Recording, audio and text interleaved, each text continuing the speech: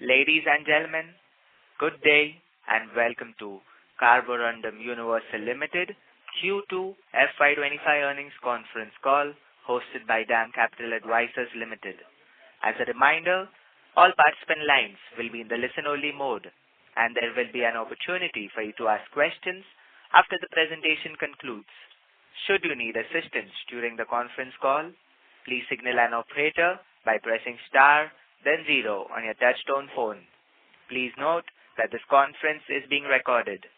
I now hand the conference over to Ms. Bhumika Nair from DAM Capital Advisors. Thank you and over to you, ma'am. Thank you and warm welcome to everyone on the 2Q FY25 earnings call of Carborundum Universal Limited. We have the management today being represented by Mr. Sridharan Rangarajan, Managing Director, Mr. Sushil Bendale, Chief Financial Officer, Mr. G. Chandramouli, Advisor Investor Relations, and Mr. Dinesh Kumar, Senior Manager Strategic Planning. At this point, I'll hand over the floor to Mr. Rangarajan for his initial remarks, post which we'll open up the floor for Q&A. Thank you and over to you, sir. Good morning, I'm Chandramouli. Let us start the proceeding with the disclaimer class. During this call, we may make certain statements which reflect our outlook for the future or which could be construed as forward-looking statements. These statements are based on management current expectation and are associated with uncertainties and risks are more fully detailed in our annual report, which may cause the actual result to differ. Hence, these statements must be reviewed in conjunction with the risk that the company faces. Thank you. Thank you. Good morning to all of you and a warm welcome for our second quarter earnings call for this financial year FY24-25. First of all, a very happy Diwali to all of you. Hope this year brings a lot of wealth, peace and health to all of you and your family. Today I am joined in this call by Sushil Bendale, our CFO, Chandramouli, who handles the investor relationship, and Dinesh, who handles the strategic planning. I'll provide an overview of the company's performance for the quarter as well as the first half, and then we will open up for questions. So first to start with, I'll talk about the performance of Q2 and H1 FY25. Consolidated financial results. Consolidated Q2 was rupees 1,209 crores. This is the highest quarterly sales. This was a growth of 7.6% compared to Q2 FY24. This growth was contributed by all three segments. Electrominerals contributed about 6.5% growth, abrasives about 6.4%, and ceramics 5.5% growth. Compared to Q1 FY25, sales in this quarter grew by 2.1%, electrominerals grew by 5.6%, ceramics grew by 3.7%, and abrasives was lower by 1.5%. Consolidated sales for H1 FY25 was rupees 2,393 crores with a growth of 3.4% compared to the same period last year. The growth was contributed by growth in abrasives, which was at 6.4%. Electrominerals was lower by 1.6%, while ceramics was lower by 0.5%. Now coming to the profit before interest and tax for Q2 FY25, Q2 the PBIT was 154 crores. This was a growth of 9.2% over Q2 FY24.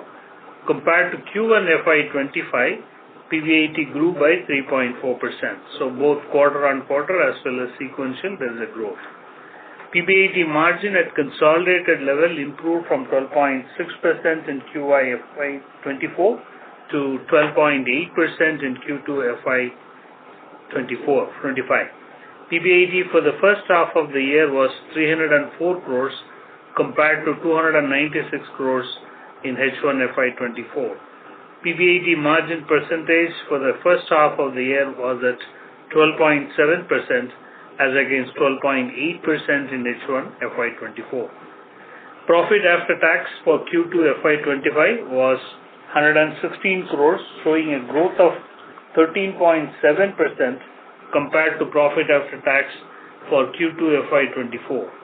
Profit after tax for Q2 FY25 improved by 2.6% when compared to profit after tax of Q1 FY25. Profit after tax for H1 FY25 grew by 6.4% to 229 crores compared to H1 FY24. PAT margin increased from 9.3% to 9.6%. Now I'll cover the standalone performance. Standalone Q2 was ₹705 crores with a growth of 9.6% compared to Q2 FY24. This growth was contributed again by all three segments. Electrominerals contributed about 9.2% growth, abrasives 8% and ceramics 4.8%. Compared to Q1 FY25, sales in this quarter grew by 6.3%. Electrominerals grew by 11.2%, ceramics grew by 5.2%, abrasives grew by 1.7%.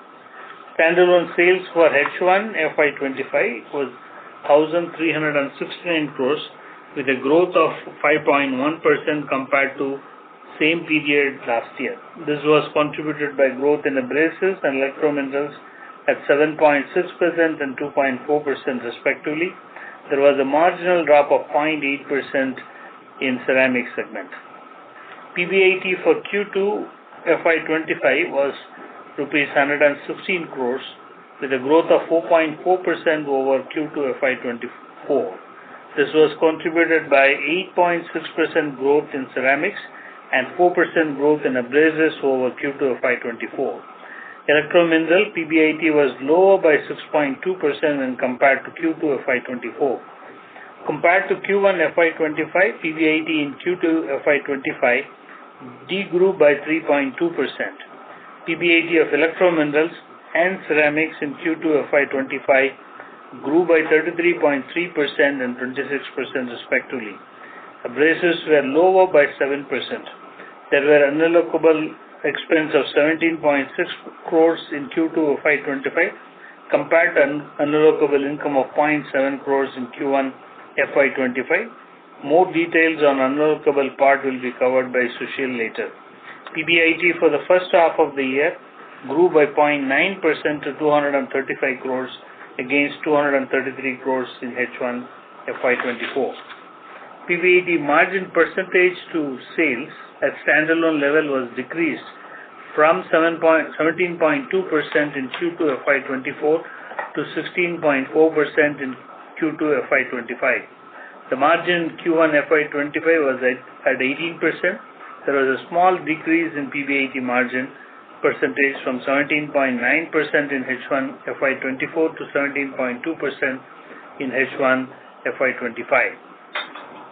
Profit after tax for H1 FY25 grew by 2.2% to 180 crores when compared to H1 FY24. PAT margin decreased from 13.5% to 13.1%. On a quarterly basis, PAT grew by 4.4% to 86 crores when compared to Q2 FY24. PAT was lower by 7.3% when compared to Q1 FY25. Now I'll cover the performance of each segment. Now to start with abrasives, consolidated abrasives sales for H1 FY25 was 1,095 crores with a growth of 6.4% when compared to the same period last year. Standalone business, Rhodius and Avuco showed good growth compared to H1 FY24, whereas Sterling Abrasives and Fumi America had a small negative growth. Q2 FY25 sales was at 543 crores with a growth of 6.4% compared to the same period last year. This was growth contributed by standalone, Avuco and Rhodius, including VAW. Compared to Q1 FY25, sales was lower by 1.5%. This largely coming out of the lower sales in Avuco. Standalone abrasives, Q2 FY25 standalone abrasives grew by 8% to 308 crores compared to Q2 FY24. Industrial segment, retail segment registered double-digit growth, while precision was marginally lower compared to last year. The growth was mainly on there was also a small negative growth in exports. In comparison to Q1 FY25, there was a marginal growth of 1.7%. Sales for H1 FY25 was 611 crores with a growth of 7.6% compared to the same period last year. The growth was majorly driven by industrial, retail, while there was a small degrowth in precision. The growth in H1 FY25 over H1 FY24 was predominantly volume-driven growth. Now I'll go to RHODIUS. RHODIUS in H1 FY25 achieved a net sales of 33.8 million euro compared to 30.7 million euro in H1 FY24. This represents a 10% growth in euro terms over the last year. There was an increase in volume, which is the predominant part. For the quarter, RHODIUS achieved net sales of 16.5 million, which is 8.5% growth over Q2 FY24. And compared to Q1, there was a lower growth of 4%, reflecting the seasonality of their business.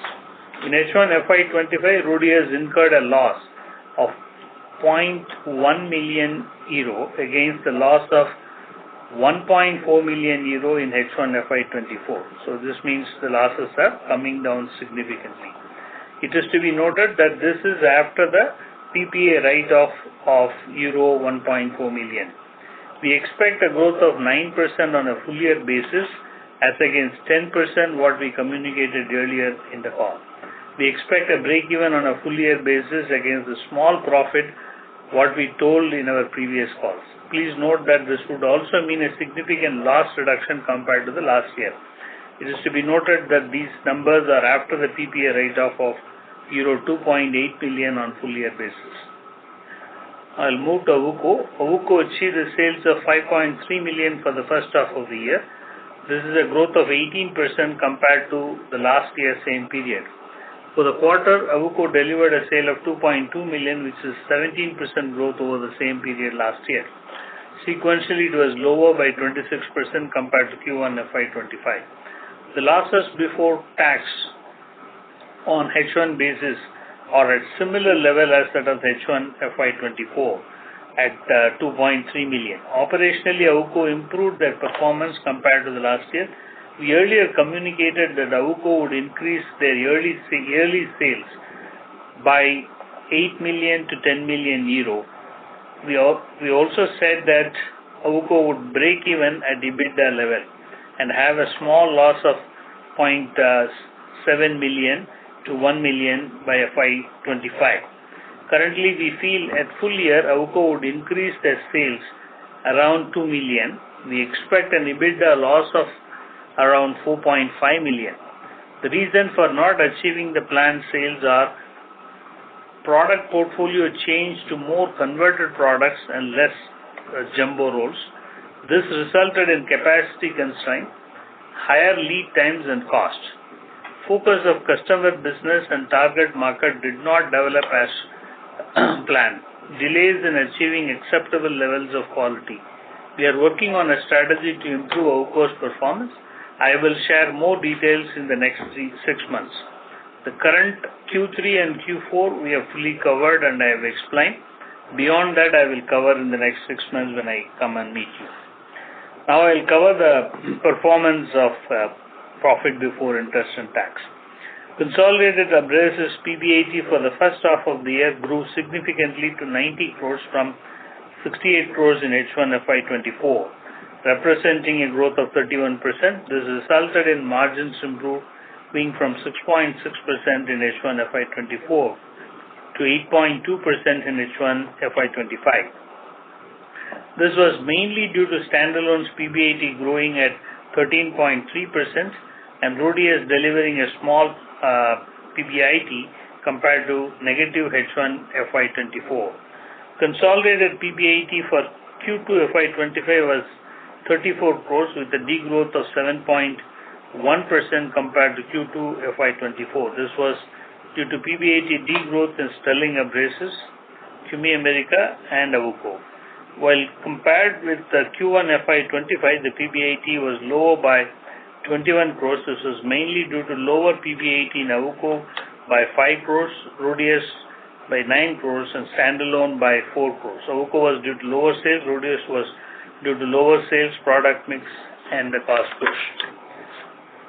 I'll move to electro minerals. Consolidated sales in H1 FY25 was 783 crores, which is slightly lower by 1.6% compared to the same period last year. Standalone business and Foskor Zirconia showed growth compared to H1 FY24. VAW, Russia in local currency delivered similar performance compared to the last year, but had a small degrowth when converted to INR. Q2 FY25 sales was 402 crores with a growth of 6.5% compared to Q2 FY24. The growth was contributed by standalone, VAW, and Foskor. In comparison to Q1 FY25, sales grew by 5.6%. Standalone business and VAW showed growth. Foskor degrew, the details of which I will cover in Foskor's section. Standalone electrominerals, standalone Q2 was rupees 210 crores. This is the highest quarterly sales. It is a 9.2% growth compared to Q2 FY25. This growth was aided by volume increase and higher price realizations. This growth was also because of the higher export sales. Compared to Q1 FY25, sales in this quarter grew by 11.2%. This growth was aided by volume increase and higher price realization. Sales for H1 FY25 was at rupees 399 crores with a growth of 2.4% compared to the same period last year. This growth was aided by marginal volume increase and a small increase in price realization. The other feature of the growth is higher export and volume growth in value-added products. VAW, the operations are running well and the capacity utilizations are slightly better compared to the last year. Sales in local currency for Q2 FY25 degrew marginally by 1.7% compared to Q2 FY24, which I explained largely, very, very small marginal degrowth, and grew 1% compared to Q1 FY25. They delivered a profit after tax of ruble 466 million in Q2 FY25 against ruble 413 million during the same period last year and ruble 287 million in Q1 FY25. H1 FY25 profits were ruble 753 million compared to 836 million during the same period last year. There was no major impact on exchange rate conversion in INR in comparison to last year. Now I'll move to Foskor. For the quarter, sales grew by 38% compared to Q2 FY24. This is predominantly coming out of a volume increase. However, compared to Q1 25, there was a drop of 32%. China dropping the price has impacted the volumes. First half of FY25 witnessed a volume growth of 26% compared to H1 FY24. However, the price realization dropped to an extent of 17%, resulting in a net sales growth of 9%. Foskor Zirconia in H1 FY25 incurred a loss of 14.7 crores compared to a loss of 6.1 crores in H1 FY24. The increase in loss is mainly on account of strengthening of the South African rand against the US dollar in this quarter by around 10%. We have now considered the pricing pressure in the market and rolled up H2 FY25 outlook. We feel Foskor Zirconia loss in H2 could be in the range of 2 crores against H1 FY25 loss of 14.7 crores. Overall, the full year loss for FY24 was 7.4 crores, and in FY25 we expect it could be in the range of 16 to 17 crores. Now I'll cover the performance of PBIT of this segment. Consolidated PBIT for Q2 FY25 was at rupees 58 crores. This was a growth of 33% compared to Q1 FY25. standalone business and VAW contributed to this growth. In comparison to Q2 FY24, it was lower by 6.4%. This was mainly due to standalone and Foskor's PBIT. PBIT margin at consolidated level was at 14.3% in Q2 FY25 compared to 11.4% in Q1 FY25 and 16.3% in Q2 FY24. In H1 FY25, PBIT was 101 crores compared to 136 crores in H1 FY24. This resulted in a margin decrease from 17% to 12.9%. Standalone electro-minerals PBIT decreased from 46 to 38 crores. Drop is mainly due to pricing pressure in the market. The increase in PBIT loss in Fosker Zirconia to the extent of rupees 8 crores, which was mainly on account of strengthening of the South African rand against dollar. VAW's PBIT dropped by 18 crores due to the export duty, higher freight costs, etc. That's the broad reason for the swing. Now I'll move to ceramics section. Consolidated sales for H1 FY25 was 549 crores compared to 552 crores in H1 FY24. Q2 FY25 sales was 280 crores compared to 265 crores in Q2 FY24. The growth was contributed mainly by CUMI India and America. Compared to Q1 FY25, sales grew from 270 crores to 280 crores, that is 3.7%. Standalone business and CUMI Australia showed growth. Standalone ceramics Q2 sales was 228 crores with a growth of 4.8% compared to Q2 FY24. This growth was aided by volume increase and higher price realization. Compared to Q1 FY25, sales in this quarter grew by 5.2%. This growth was mainly contributed by higher price realizations. Sales for H1 FY25 was 444 crores. This is lower by 0.8% compared to the same period last year. Fired and mono-refractories, wire ceramics and metallized cylinder businesses standalone combined together grew at 14% compared to H1 FY24. Sales were lower in engineered ceramics and corrosion resistance business. Subsidiary in America on H1 basis registered good growth, whereas Australian subsidiary was marginally better compared to H1 of the last year. Now I'll cover the PBIT of this segment. Consolidated PBIT for Q2 FY25 was 80 crores. This was a growth of 23% compared to Q1 FY25. This was contributed by double-digit PBIT growth in standalone, CUMI Australia and VAW Russia. In comparison to Q2 FY24, there was a growth of 8%. This was mainly due to PBIT growth in standalone and VAW. PBIT margins in Q2 FY25 was at 28.5% compared to 24% in Q1 FY25 and 27.8% in Q2 FY24. Consolidated PBIT for H1 FY25 was 144 crores compared to 154.5 crores in H1 24.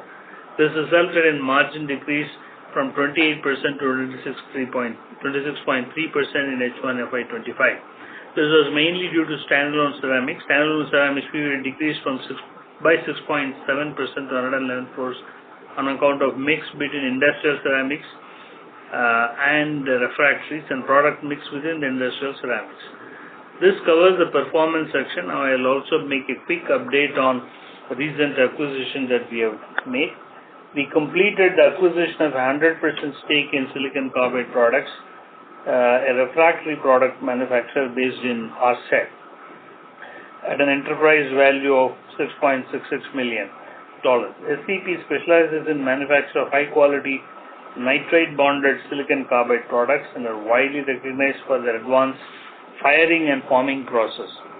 This acquisition aligns with our strategic expansion plan and offers synergies in the market access, technology capabilities, and raw material supply opportunities. Using SCP's expertise in furnace design, patterning, and tooling, CUMI aims to strengthen our offering in the Indian market, particularly in the critical thermal application such as power, steel, mining sectors. Additionally, we anticipate leveraging SCP's well-established customer base in Americas to introduce CUMI's product into industries such as glass, superalloys, petrochemicals, non-ferrous, and heat treatment. We expect to see further synergies, including potential to supply Cummins grade of raw materials to SCP and to jointly develop new product and technology. Additionally, this acquisition will almost double our NBSIC production capacity. SCP closed last year, that is calendar year 2023, with 4.2 million in revenue and 0.4 million in profit before tax, with a projection to double the revenue over the next 5 to 6 years based on their current estimated growth trajectory. We believe that the identified synergies could generate an additional $5 million in annual revenue by the end of this period. We are in the process of crystallizing specific synergy programs and will provide a more comprehensive update of our integration and synergies in the next 6 months. Now I would request Sushil to cover the PBIT margin, debt positions, capex, cash flows, and ROC. Thank you. So first I'll speak about the PBIT margin. On an H1 basis, consolidated PBIT margin was at 12.7% compared to 12.8% in H1 24. This was majorly contributed by better performance in abrasive segment. For the quarter, consolidated PBIT margin was at 12.8% compared to 12.6% in Q2 24 as well as in Q1 25. Now standalone PBIT margin for H1 25 was at 17.2% compared to 17.9% in H1 24. For the quarter, standalone PBIT margin was at 16.4% compared to 17.2% in Q2 24 and 18% in Q1 25. Now I'll share the segment specifics. Abrasives, consolidated PBIT margins of abrasives on H1 basis improved from 6.6% to 8.2%, mainly because of standalone abrasives margins improving from 16% to 16.9% and Rhodius delivering small profit in H1 25. For the quarter, consolidated abrasives margin declined from 7.3% in Q2 24 to 6.3% in Q2 25. The margins dropped by 364 basis points compared to Q1 25, which was contributed by a decline in standalone margins from 17.6% to 16.1%, increased losses in Awuko, and margins moving from positive to negative for Rhodius. Now, electrominerals. Consolidated PBIT margins of electrominerals on an H1 basis declined from 17% to 12.9%. The standalone PBIT margin of H1 25 was at 9.4% compared to 11.7% in H1 24. This drop is mainly due to pricing pressures in the market. Also, losses increased in Foskor on an H1 basis, primarily on account of strengthening of the South African rand against USD. For the quarter, consolidated electrominerals margins declined from 16.3% in Q2 24 to 14.3% in Q2 25. Standalone electrominerals PBIT margins decreased from 11.9% in Q2 24 to 10.3% in Q2 25. The drop is mainly due to pricing pressures in the market. The consolidated electrominerals margins improved by 296 basis points compared to Q1 of 25, which was contributed primarily by improvement in margins of standalone and VAW.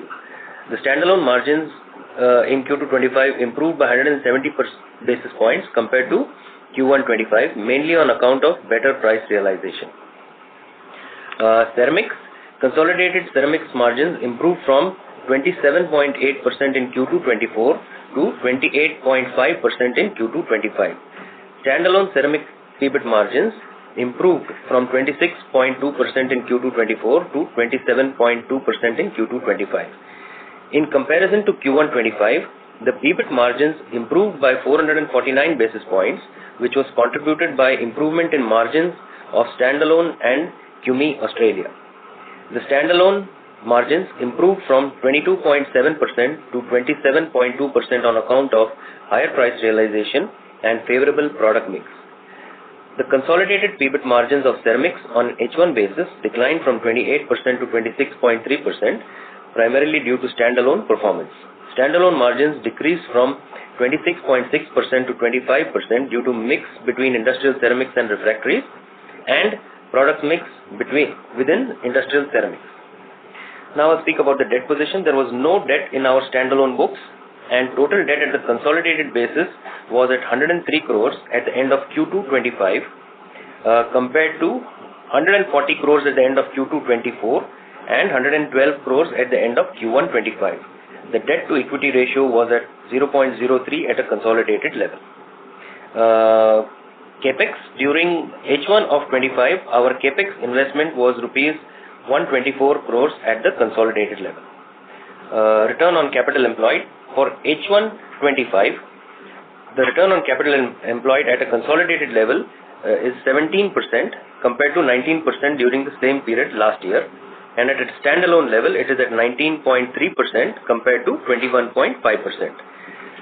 For the consolidated business, the ROCE in H1 25 for abrasives improved from 10.2% to 12.3%, while ceramics has declined from 51.7% to 44%, and electrominerals has decreased from 31.7% to 19.4%.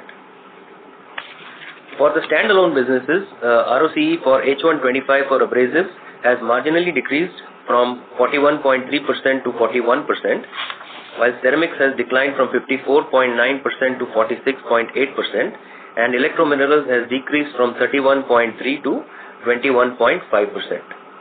Now speak about the unallocable expenses. At a standalone level, the unallocable expenses in Q2 25 were at 17.6 crores, which is similar to the unallocable expense in Q2 24.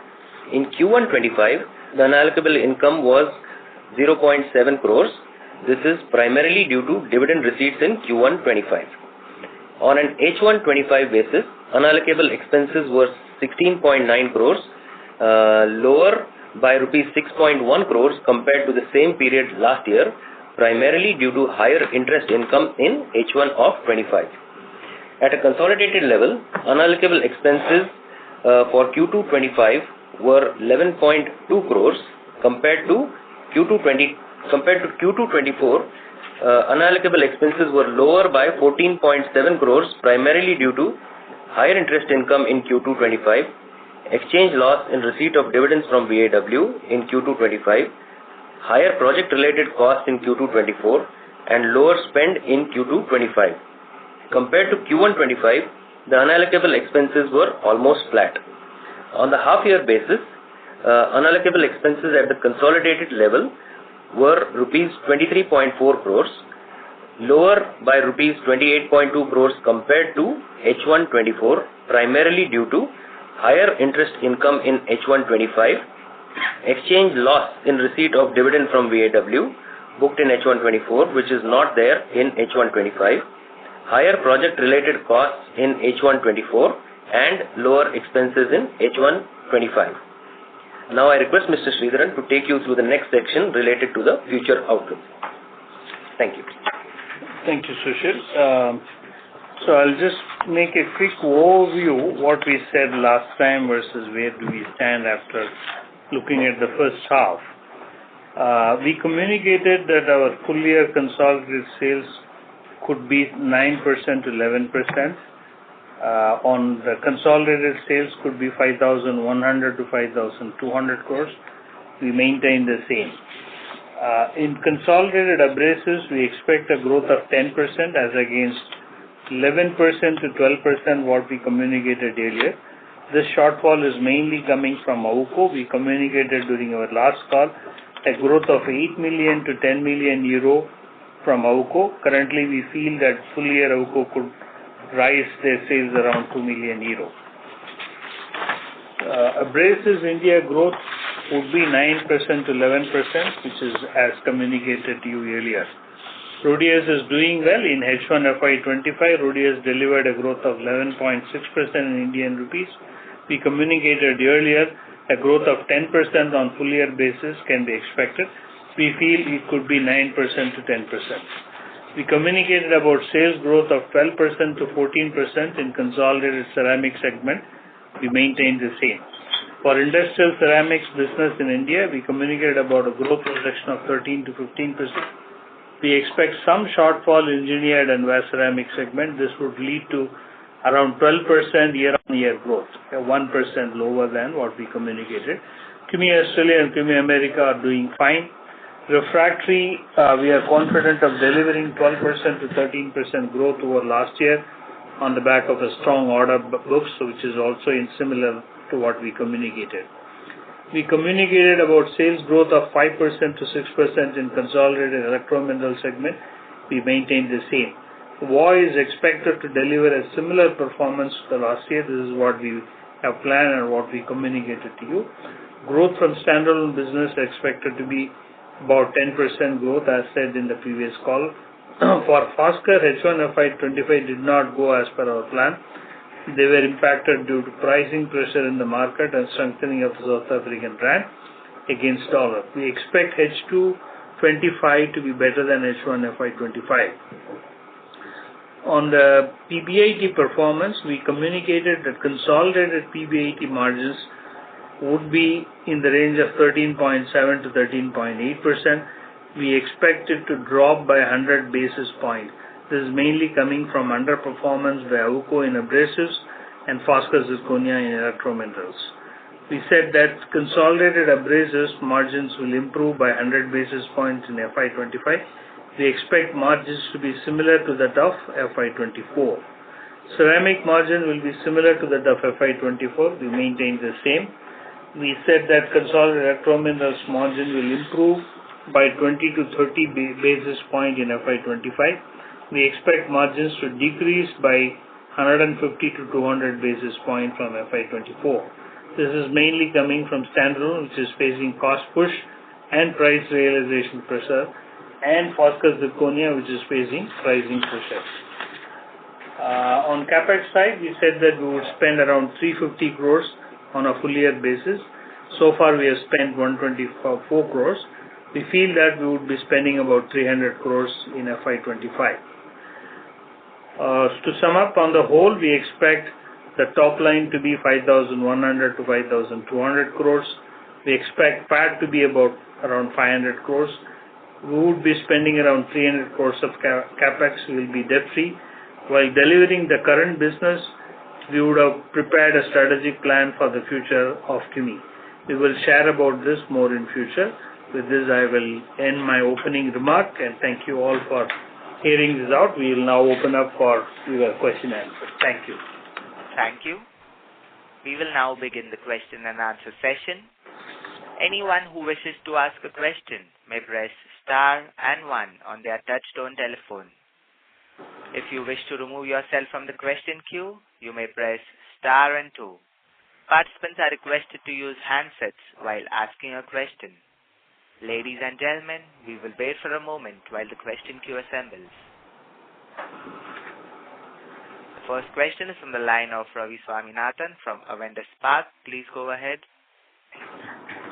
Sir, thanks for taking my question. My first question is with respect to the ceramics and refractory segment. You had talked about reasonable good growth coming in for the engineered ceramics and wear ceramics, etc. If you could give more granular details as to which are the sectors which are driving the growth for these subsegments as of now. There was one large customer from whom business was impacted. How is the path to recovery over there? If you can talk about these two segments and also refractories, what is driving growth there? How is the demand from certain sectors like glass, carbon black, steel, etc.? If you can talk about that would be great.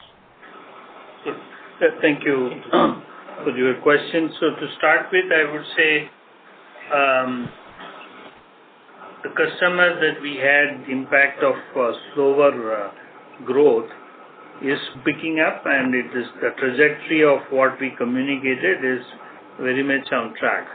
So that is in control, and as we communicated, we said that calendar year 25, which is what they would focus on, the pickup will be much more, but right now their trajectory is very much on track. We are traveling as per earlier communicated, no issues.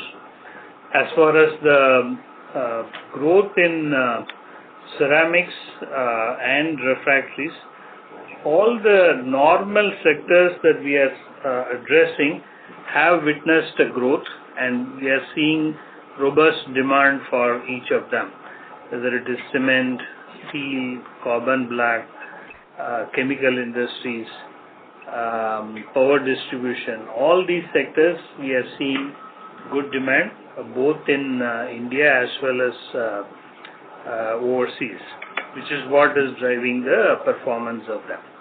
So to sum it up, I think the demand drivers are largely coming from various industries that we serve. And the metallized cylinder segment, should we kind of think of it as growing like a 15% CAGR kind of segment? I mean, mid-teen kind of growth sustainable over the next 2-3 years? So I think we guided the ceramic business growth, as I summed up, around 12 to 15% growth. I would expect a similar type of a growth continued because it's a mix of various product subsegments which are there, whether it is van, metallized, engineered, fire refractories, mono, prototype business, all put together is a basket of this. So I would assume that kind of a trajectory of growth should be expected. Understood. And my last question is with respect to the competition in abrasives and electrominerals that you had talked about in the past 2-3 quarters, especially Chinese competition, and in abrasives competition from paint companies, etc. How do you see that panning out? Is it same level? Has it intensified or has it come off? So as far as the competition, let's focus on electromineral first, is that I think as far as phosphate zirconia is concerned, the competition from Chinese is severe and the pricing pressure is very much on. So that is what is pulling their sales also down, as well as the impact on their margins. As far as India is concerned, I think we see that so far we are able to pass on the cost increase that we are getting to the market, and we will have to wait and see how the second half would span from the Chinese competition. We expect, they would also face a similar cost pressure because it's a global pressure that everyone is facing. So obviously there would be their reactions to that also. But nevertheless, it is difficult to gauge how the Chinese would react. But we are working cautiously in terms of explaining things to our customer. They understand where the cost drivers are coming from, and they are in a position to pass on the cost increase that we are getting. And so as far as the abrasives, paint, is a very small sector, as I was also alluding to, is a very specialized small sector that they were focusing on compared to the whole range of abrasive products. I think that is continuing, and probably with kind of many pressures that paint industry is going through, the focus is on their core industry than, I would say, focusing on the abrasives at this point in time. Understood, sir. Yeah. Thanks a lot. Thank you. Thank you. The next question is from the line of Harshit Patel from Equirus Securities. Please go ahead. Thank you very much for the opportunity, sir. My first question is on our abrasive subsidiaries. Why was the performance at CUNY America weak in the second quarter of FY25? If I remember correctly, the performance was weak in first quarter of FY25 as well, as the sales had declined both YOY as well as QOQ. And similarly for the sterling abrasives as well, now the performance has been weak for the 2 consecutive quarters. Anything specific you would like to highlight on both these? So I think, could you repeat the second question? It's on sterling, right? Yes. Similarly, the sterling abrasives performance has also been pretty weak for 2 consecutive quarters. On one hand, the agro processing market is doing fairly well, going by the commentary of other peers operating in the same segment. So anything specific you would like to highlight on both sales as well as margins here? Right. No, that's a good commentary from you, Arshid. I think as far as sterling is concerned, I think they were impacted largely from one particular product segment called cone polishers, which removes the husk from the rice and paddy. That is what is their business. And because of a government policy change, which expects certain percentage of rice to be returned post de-husking process, that cannot be maintained, which is probably very high, and cannot be maintained by any millers at this point in time. So the millers have stopped pretty much, at least on the two states, which is Punjab and Haryana. This has stopped, and that is the result of slowdown, and which is what has caused sterling abrasives business slowdown, which I think probably will get corrected post policy changes, etc. would happen. As far as CUMI America is concerned, I think, they had a very good business. Even at this point in time, they are doing well. Largely, the dependence on one customer, which is, have shifted their facility from US to Latin America, and that shift has cost, it would take a year for them to stabilize because they had quite a lot of inventory at this point in time, which is going to be currently consumed. If I remove that customer and start looking at their growth is really good. So there will be a blip, which I think we very well understand. It will get back. We have invested in people in USA. 3 new headcounts were added. It's a focused market. I think it will come back very nicely. We are confident of getting it back. Understood. Sure. So my second question is on Awuko and Rhodius. So what is the end user industry mix for both these companies? As in, what percentage of sales are derived from automobile, construction, general engineering, retail, etc. over there? So as far as Awuko is concerned, it is leather and wood are the two major industry segments that they serve. There is also a few other small segments, but this is the one. As far as Rhodius is concerned, it serves a wide range of industries. Industries including construction, infrastructure related to this. This is largely, a thin wheel, and thin wheel has got a wider application in very many industries. These are the industries they serve. The focus on the concentration on automobile industry is not very high over there?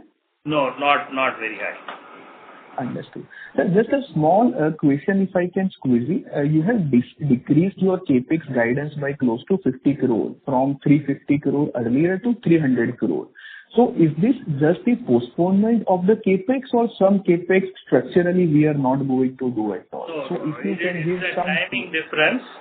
No postponement. All capex will be this one. It is because of some starting delays, some timing differences. I am just giving that guidance.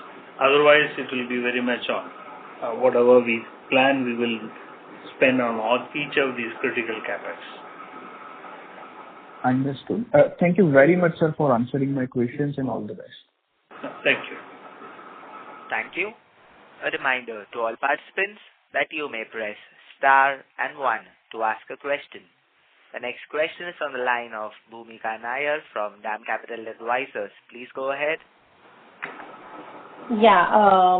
So just a couple of clarifications, why on, let me start with electrominerals. Now, while, phosphor is seen a weaker than anticipated performance, but if I look at it on a standalone basis, last 2-3 quarters was weak and we started seeing some improvement in the current quarter. And if I remember earlier, you had mentioned that there was some dumping by the Chinese rice both out here and, SIC prices had also fallen, which was impacting war.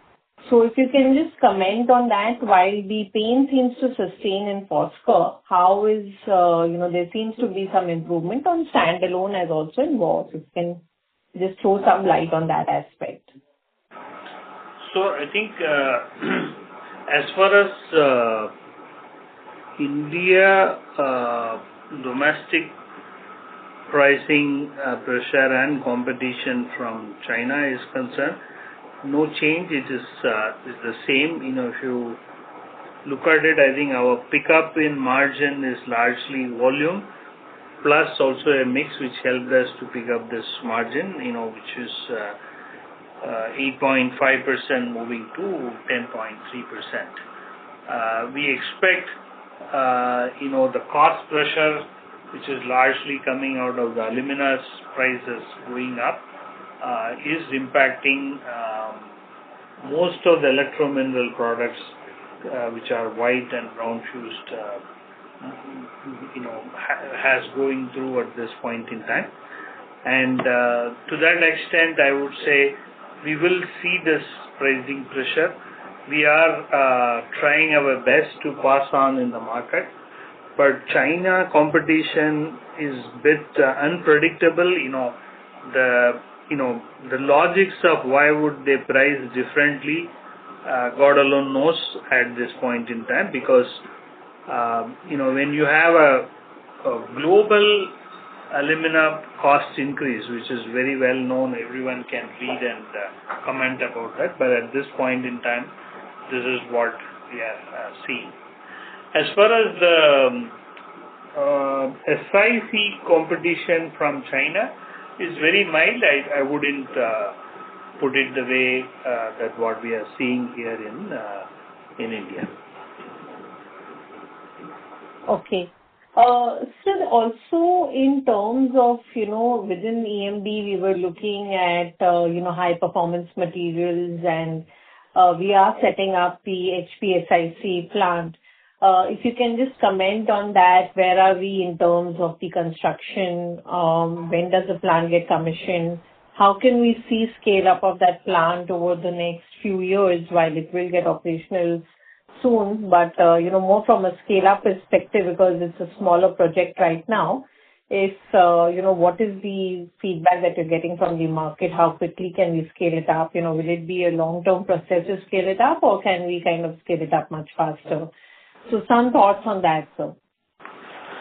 So first of all, the project is very much on track as far as the HPSiC is concerned. We expect, the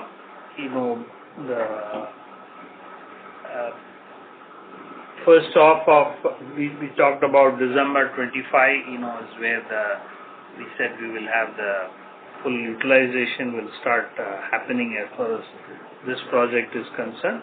We expect could be much earlier than that, but I think let's still maintain the same guideline as what we told. We expect, as you rightly observed, this is a small project. We expect establishing the products to start with. This is what we are currently trying to do. We have seeded this. We have sent some of the products to few geographies where we are getting reasonably good feedback, and we will wait to share with you more as we go progress on that. So far so good. I think looks interesting at this point in time. Okay. And what about, the other areas like, say, graphene or graphite or anything else to materially talk about any progress, or, or maybe, if you can talk about how large can this whole specialty piece become over the next 2-3 years? Any thoughts on that? Yeah. No, I think that's what I meant in my closing remark. We would be sharing some of these details in the next 6 months as we are working on the long-term strategy on each of these areas that you talked about, plus few more areas that we have listed as well. We will share that. At this point in time, I am not in a position to share this. Sure. Sir, on ceramics, how should we look at in terms of the margin profile? And, year two, we are working on a lot of technical ceramic aspect of the entire business.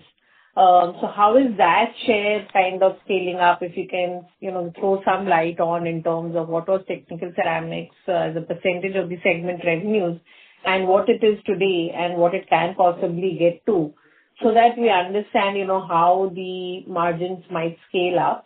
And if you can also talk about, the net cylinder capacity, where are we in terms of utilization, any plans to further expand capacity out there? Right. So I think as far as the programs in ceramic side is concerned, all of them have hit the ground. Construction is on the full swing, whether it is a ceramic for semiconductors, ceramic for defense is very much on, and we are progressing as per the schedule. We have also looked at few other areas within ceramics. We expect ceramics margins could go up based on these type of newer opportunities, but I am not in a position to share what kind of a growth, etc. But I would say the current profile of margins that we are seeing should continue, should improve as we start bringing these newer ones, which is what I said, that step one for this year is delivering the 5,100 crores to 5,200 crores is what our current trajectory. And in 6 months' time, maybe we will share a brief profile of what are all the initiatives that we are looking at in each of these segments, what we plan to do. So that we will be able to share and maybe give some more color to these type of growth and margins, etc., and where these growths will come from. As far as the metallized cylinder capacity is concerned, I think we are very well operating capacities. We should be in the range of about 80% plus capacity utilization, and I feel that we may be in a position to increase depending on few debottleneckings, etc. I think we are very much on track. Okay, sir. I'll come back in the question queue. Thank you. Right. Thank you. Thank you. The next question is from the line of Bhavin Vithlani from SBI Mutual Fund. Please go ahead. Yep. Good morning, gentlemen. Good morning. Could you just help us with the ceramics breakup between refractories, the one which are supplying to SOFC, and the growth that we have seen in the first half, how the mix has changed, which, as you were highlighting, some mix change has led to margin upside. That's my first question. So, Bhavin, generally we are not sharing the mix of ceramic and refractory within the ceramic segment, as well as the individual sub-segment in the various elements of it. But what I can share is that some of the product that we are looking at in terms of compared to last year versus this year, the share of, let's say, in engineered ceramics has picked up compared to the last year, which is why one of the margin pickup has happened.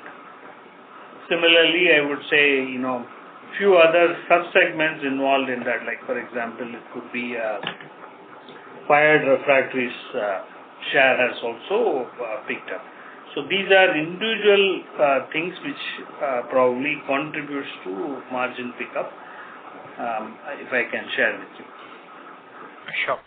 Just to follow up on the ceramics, globally, when we look through the commentary of the larger grid equipment manufacturers like Siemens, ABB, and Hitachi, they are delivering 20+% growth in an industry which is used to 2% regularly.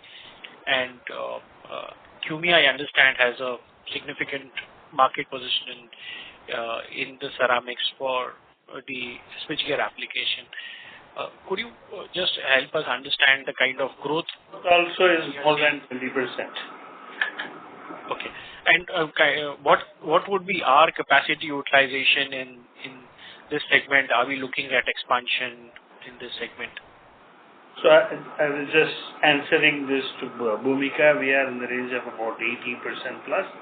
We can improve our capacity utilization through debottlenecking can help us. We are not constrained at this stage by capacity as far as growth is concerned. Okay. And the greenfield expansion that, or the significant, expansion that we are looking in the ceramic segment, is the metallized cylinder part of it, or the expansion is largely into the other applications like defense, as you highlighted? So the expansion is more on the engineered ceramic side, which is one for supplying to semiconductor fab equipments. That is the first area of expansion. The second is in the protection of vehicles, that is defense vehicles, as well as which is armor as well as the body. That is the second area of expansion. Third would be some substrate based expansion, which I have not mentioned in my capex program but this is not on the ground. It will come in future, but I think these are areas of our expansions. Sure. On the subsidiaries of abrasives, especially the German ones, you highlighted that auto is not a larger end user industry, but auto has a ripple effect on the broader economy.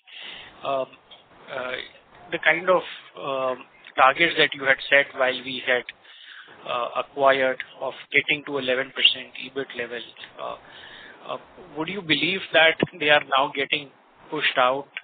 And what is the effort that we are looking at in terms of greater level of supply of raw material and also expansion within the Europe for these two entities for us to achieve that 11% EBIT target?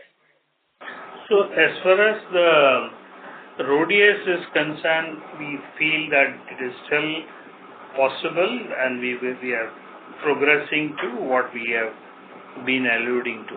I don't see any issues on that.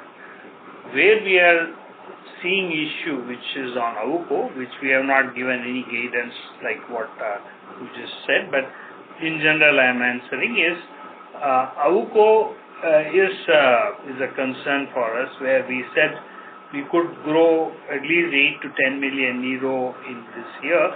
The growth is only 2 million euro. This is where I said that for the next 2 quarters we are feeling that this is possible to achieve. But beyond that, we would take 6 months to get back in terms of what programs that we will have on AWUKO to get back to the both growth and profitability. Sure. Just lastly on the Russia piece, I actually missed the numbers. If you could just help us understand, give the data on what was the revenue and the profits in ruble terms for the Russian entity. I did not share the revenue when I covered, but I did cover the profitability. I will share that. So they delivered a profit after tax of 486 million ruble in Q2 FY25 against 413 million rubles for the same period last year. And H1 basis, they delivered 753 million ruble compared to 836 million ruble same period last year. Sure. Yeah. Thank you so much. These are my questions. Right. Thank you. Thank you, Bhavin. Thank you. The next question is on the line of Saif Shorab Gujar from ICICI Prudential AMC. Please go ahead. Thank you for the opportunity, sir.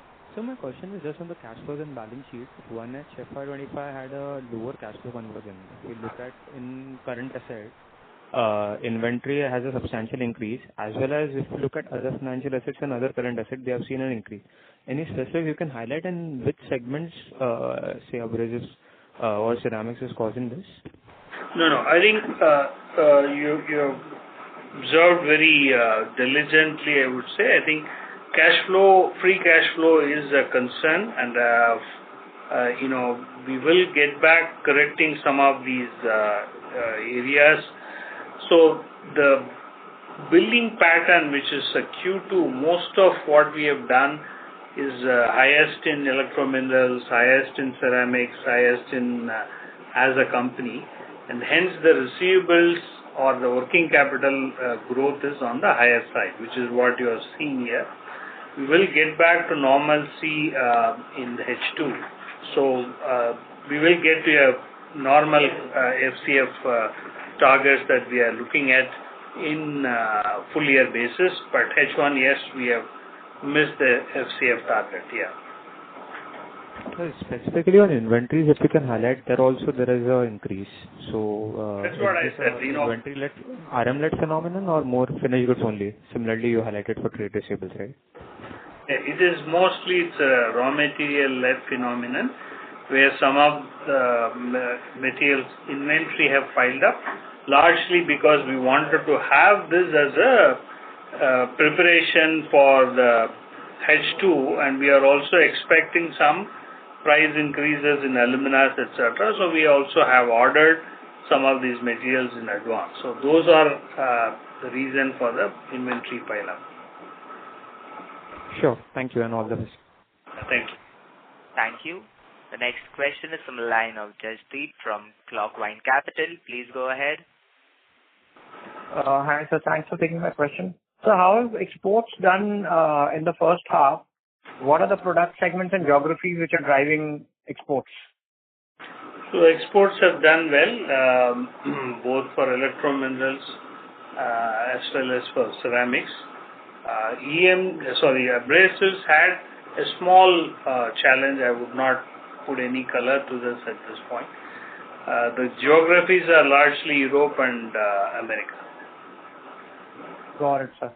And so what are your plans for integrating Indian manufacturing with your European acquisitions? Have you been able to see new product segments manufactured in India into your European business? And how has been the experience so far? So we have worked on one particular product line where what Rhodius used to outsource from other manufacturers, where we are able to manufacture to the quality standards and the cost expectation, which is what we have now established. That's one product line that we are able to do that. We will look at scaling up, etc., as we progress on that.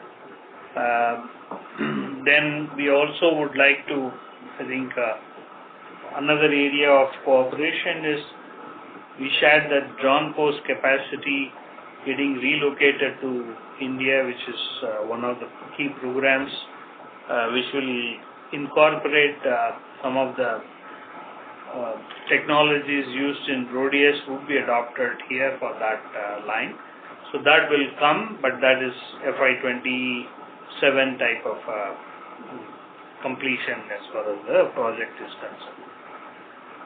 Got it, sir. So in this one product segment where you have started manufacturing in India for Rhodius, what has been the cost reduction, that you have achieved, in the sense that if Rhodius was earlier buying the same product at, let's say, 100 rupees, now what is the price right now at which they are buying from your Indian operations? So right now I can share that we are able to meet their cost expectations. Got it. So broadly what you're trying to say is that you are supplying to them at the same price as they were sourcing earlier. No, I said that their cost expectations. Got it, sir. Thank you. That's all from my side. Thank you. The last question is from the line of Aditya Mongia from Kotak Securities. Please go ahead. Thank you for the opportunity. My first question was more on the competitive angle perspective. Wanted to get a sense of across your segments where is Chinese competition versus where it was pre-COVID. I understand that there was a period when you would have benefited? I'm just trying to get a sense of what is pre-COVID periods. Where is Chinese competition at this point of time across your segment? I think so. The Chinese competition is there everywhere and every product lines. You can't single out in one area. It is there everywhere, right? Whether it is electrominerals or abrasives, whether it is India or South Africa, all these product groups and the countries have been witnessing the Chinese competition. Now to your question in terms of pre-COVID versus the post-COVID, or during the COVID versus the now, I think the dynamics, I would say, what are all the things that is changing at this point in time is, look, I'm not an expert on China, but I'm just sharing what I learned is there is a demand lull in China, which makes them to sell or export to other countries, and perhaps their cost has no basis at this point in time. We do not know. We only feel that I hope they don't sell at a cash loss, which might also happen, is what we are hearing at this point. So there is, to some extent, these type of phenomenon which most of the industries, and I am telling clearly, this is not just our industry, it is many industries are facing from China. So this is what I would say at this point in time I can broadly share. Understood. The second question that I had was more on high purity silicon carbide and applications on the semiconductor side. As in, when you think through what you want to do in that segment, what are the key kind of imponderables? Is electric vehicles the key application, and that in that context, the share of 800 volt charging systems becoming more prominent, the single biggest driver? I just wanted to get a sense of how do you think through your relevance in that segment? What are the key demand drivers? And second part of the question was, how would QME's product compare to that of competition? If you could comment on these two aspects. Yeah. So I think so today the semiconductor products are made either out of silicon or silicon carbide, and the devices made out of each of them have their own play.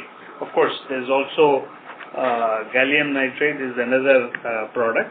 Similar to gallium nitride, few other products are also available.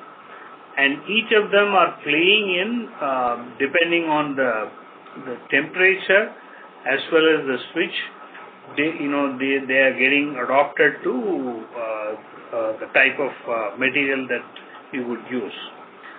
Plus the other factor is the cost. What we are seeing is that, and which is a global phenomenon that is happening, is SiC is preferred choice of these semiconductor devices because of the high temperature application that some of these you just mentioned in your question. Hence the preference to SiC based devices. Hence the requirement of high purity silicon carbide. So this is the logic of the demand growth. As far as our product is concerned, we are competitive and at 5N level, and we are seeded some of these applications to the select manufacturers of these devices in their own application. So looks like it is performing, and hence there's the trial orders of we've started seeding these trial orders at this stage. So that is probably the best at this stage I can share. Maybe just a last question on this part, and that will be all from my side. Typically, ceramics have had a profile of a larger overseas kind of share of business versus domestic. Do you believe the same would hold true for silicon carbide as well? And in that context, can it become a business that is sizable, maybe 3% or more of your entire consolidated top line? Can that be a possibility for the next 2-3 years? So to start with, silicon carbide is the biggest overseas business of us. Our capacity in Russia is about 80 to 85,000 tons, whereas our capacity in India is about 10,000 tons. So we have a significant overseas share as far as the silicon carbide is concerned. Perhaps your question, if I have to assume that it is on high purity silicon carbide. Right. High purity silicon carbide is a basic venture at this point in time, very small, and most of these capacities would be consumed outside of India. Got it. Thank you for the color and all the very best to you. Thank you. Right, thank you. Thank you. Thank you. Ladies and gentlemen, that was the last question for today. I would now like to hand the conference over to Ms. Bhumika Nair from DAM Capital for closing comments. Yeah, I would just like to thank everyone and particularly the management for giving us the opportunity to host the call. Thank you very much, sir, and wish you all the very best. Right, thank you. And I think thank you for your patient hearing. I would like to summarize one small comment is that we are trying to deliver 5,100 to 5,200 crores. We expect a PAT to be around 500 crores. CapEx program would be 300 crores. It will be a debt-free company. We would have also prepared a strategic program by then in the next 6 months. So we created a good delivering the current. We will also prepare a good future and which we will share at an appropriate time. Thank you. Thank you. On behalf of DAM Capital Advisors Limited, that concludes this conference. Thank you for joining us, and you may now disconnect your line.